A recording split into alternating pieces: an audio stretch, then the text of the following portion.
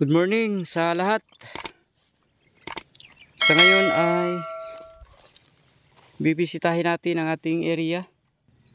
Tapos na tong na-rotor. Ito yung agi ng harvester. Ang daming palay na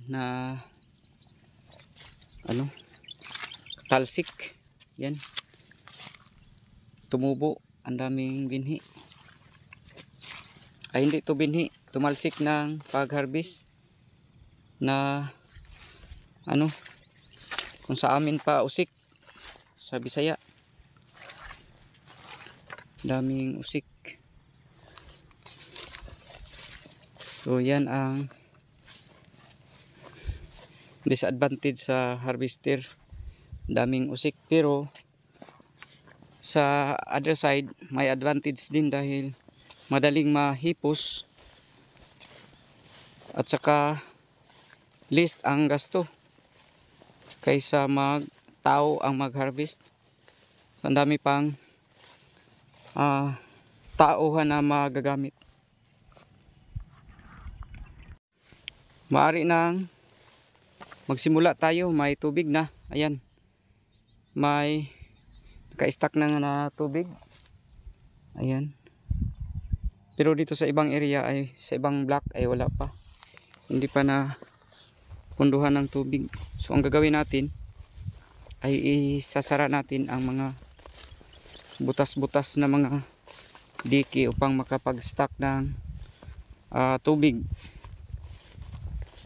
Dahil hindi tayo makapag-simulang mag-turtle pag wala ang tubig. Hindi makagulong ang turtle, yung madbot.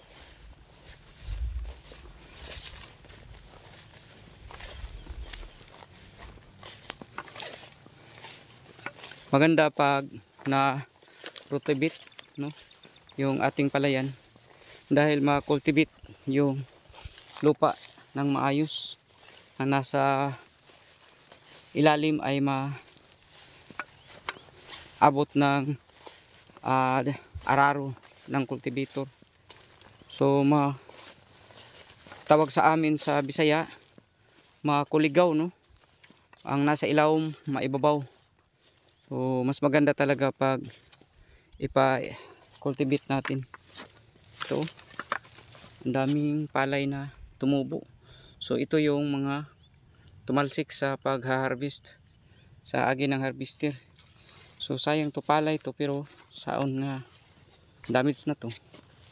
So dito na. At saka katapos mapakapakan lang, madadamage din, walang kwenta to pag turtle natin. So isasara natin ang mga butas-butas. Unahin natin doon sa ito na side.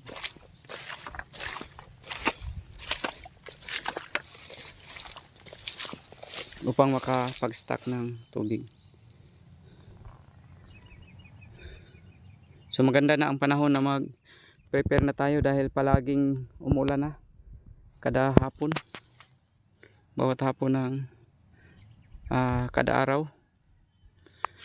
So yun lang po. Maraming salamat po. God bless sa lahat. Happy farming.